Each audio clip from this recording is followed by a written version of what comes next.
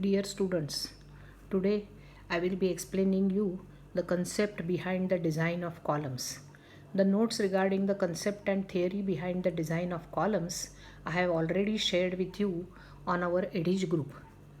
Basically, how do you design a column? A column is a vertical member which is subjected to axial compression. There is one more requirement that effective length of the column should exceed 3 times the least lateral dimension. That gives us that L effective of the column must be greater than or equal to 3 times the least lateral dimension, that is B. If this condition is not satisfied, that is not called as a column but it is called as a pedestal.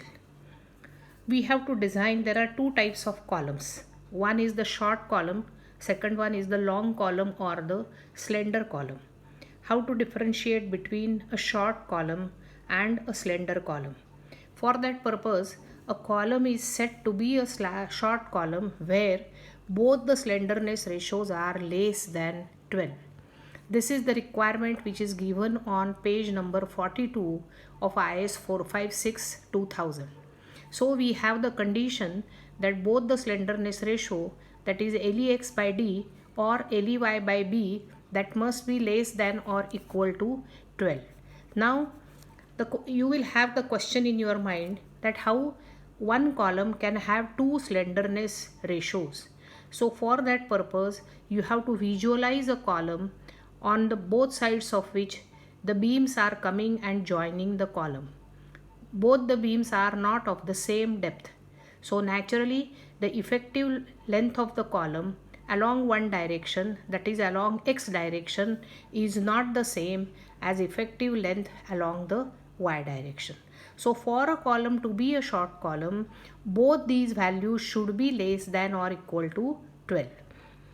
Once we understand or once we classify the column as a short column, we have to understand certain concepts which are required in the design of the column. The first concept is the unsupported length of the column. You have already defined the unsupported length of a column in your strength of materials or mechanics of structure. That unsupported length is that length where the two ends of the columns are considered to be hinged. Now in case of RCC structure, we have to define this unsupported length, where the unsupported length is defined as clear distance between floor and underside of the shallower beam. Again here, it is mentioned by the IS code that it has to be a shallower beam. Now why a shallower beam? Because when a column is joining with the beams on either side, on one side the effective depth will be effective length or unsupported length will be more, whereas on the other side it will be less. So where the beam is shallower, the unsupported length will be more, hence the unsupported length is taken as clear distance between floor and underside of the shallower beam. There are certain terms which you have to understand in the concept of design of columns, especially axially loaded columns. The one more definition you have to understand, which is the minimum eccentricity of the column. And IS code defines the minimum eccentricity of the column in clause number 25.4 on page 48. So that clause tells us that minimum eccentricity of the column is defined as unsupported length upon 500 plus lateral dimension by 30. And in any case, minimum eccentricity of the column is to be taken as 20 mm. How to find out unsupported length that we have studied above? The question comes about the lateral dimension. So in this case, when we are considering the eccentricity about x-axis, the lateral dimension will be the breadth of the column. Accordingly, the lateral dimension will vary when you consider the eccentricity about x-axis as well as eccentricity about y-axis. So when it is minimum eccentricity about x-axis, this will be L unsupported length upon 500 plus capital D by 30. In short, lateral dimension is the dimension which is perpendicular to the axis about which we are considering the bending of the column or about which we are finding out the minimum eccentricity of the column. On page 48 of the IS code, certain detailing for the column design are mentioned. Let us study one by one. Minimum bar diameter in case of column is 12 mm. Why this 12 mm is there? Because in slabs we can use 6 mm, 8 mm, 10 mm. Then why we have to keep the minimum bar diameter as 12 mm? Because the steel bars in column, they stand on their own for a total height of floor to floor, so about 3 meter. So in that case, if the bar diameter is very less, the bar itself will bend. So to avoid that, minimum bar diameter equal to 12 mm has been prescribed by the IS code, and which you have to follow while designing the column. Second thing is minimum number of bars. In case of a rectangular column or a square column, the bars should be 4 in number. The reason is that we have to maintain the shape of the column, as well as when the bending takes place about any of the axes along both the directions, 2 bars are available. In case of a circular column, these bars are placed along the periphery. That is why the minimum number of bars is 6. As we define the minimum percentage of steel in case of slabs, on the similar basis, minimum percentage of steel in case of columns is defined as 0.8% of gross cross-sectional area of column. Understand here that this is the gross area. Nowhere the effective depth comes in picture, as in case of area of steel, as we find out in case of slabs and beams, where we find it out as P equal to AST by B into small d. That is the effective depth. That is not the concept here. The reason, because column is a compression member, that is why the whole area of concrete is effective in resisting the compression. The maximum percentage of steel is 6%.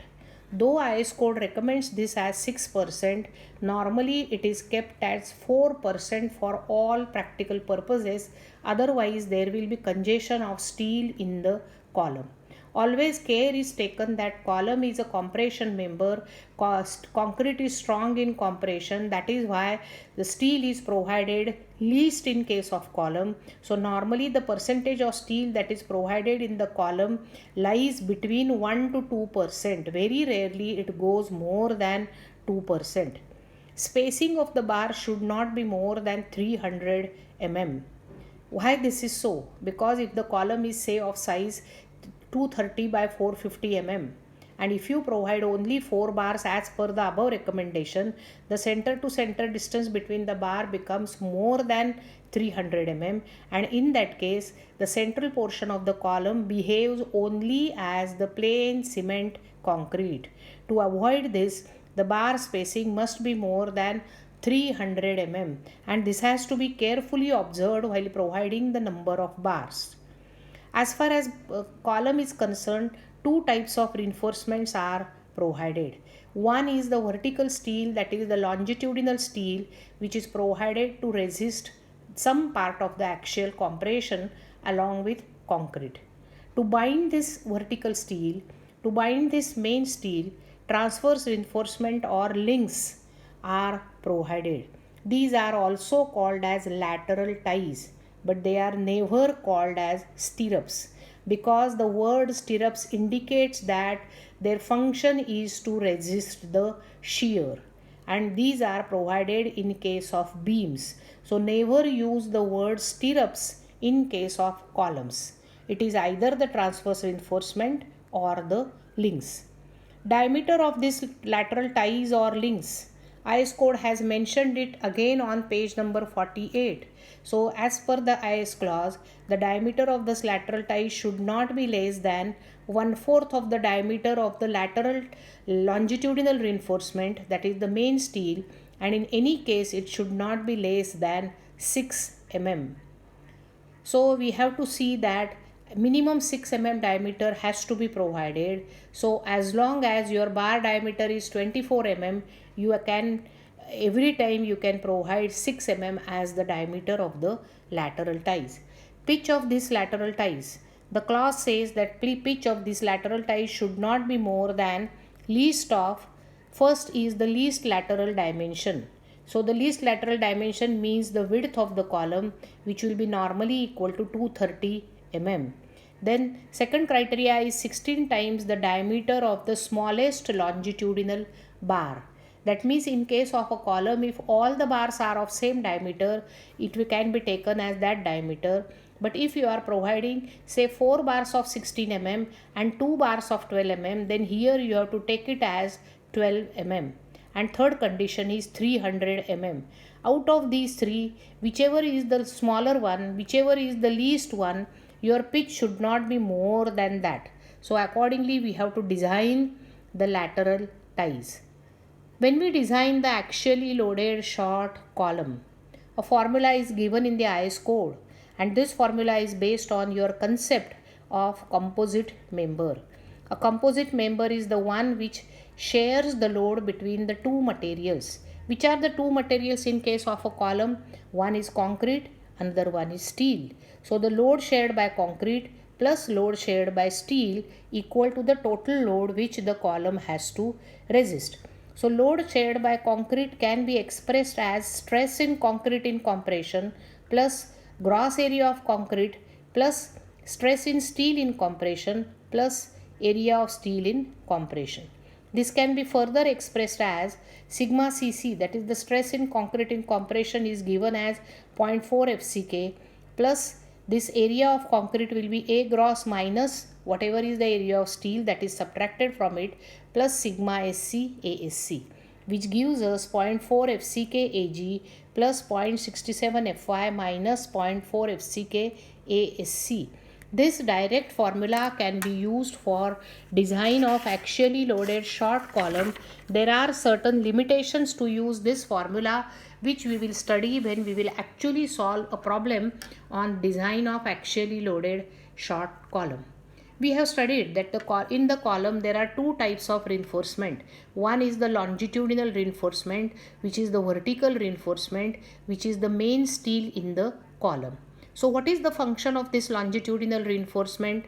First function is to reduce the cross-sectional area of concrete, because if we simply provide concrete as the column, compressive stress in concrete or compressive strength of concrete is much less as compared to steel, and you need a very big cross-sectional area of column which will use or which will take the space inside the room. That is why we want to reduce the size of the column.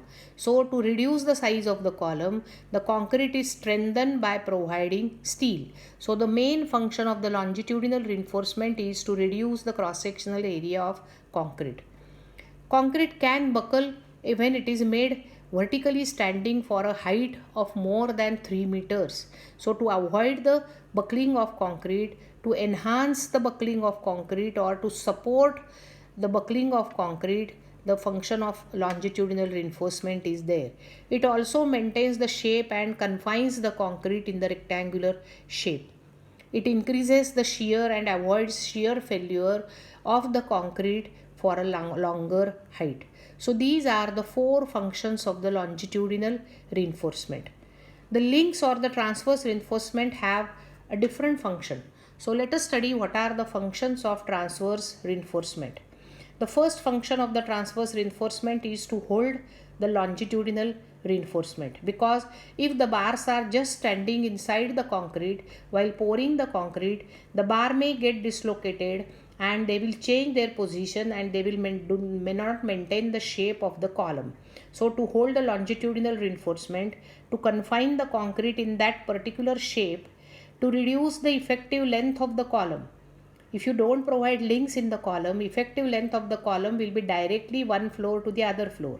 But because of the provision of the link, the effective length of the column is reduced to pitch of the link, and to avoid the shear failure of concrete. So these are the four functions of transverse reinforcement.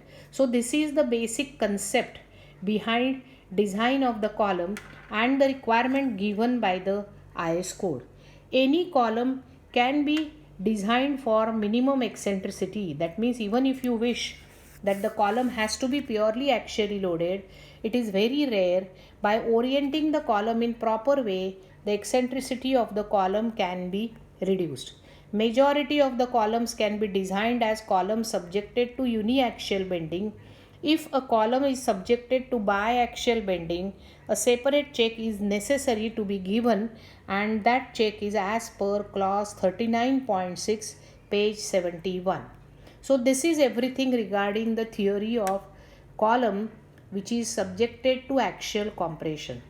The problem on the column subjected to axial compression by the use of direct formula we will study in our next video. Thank you.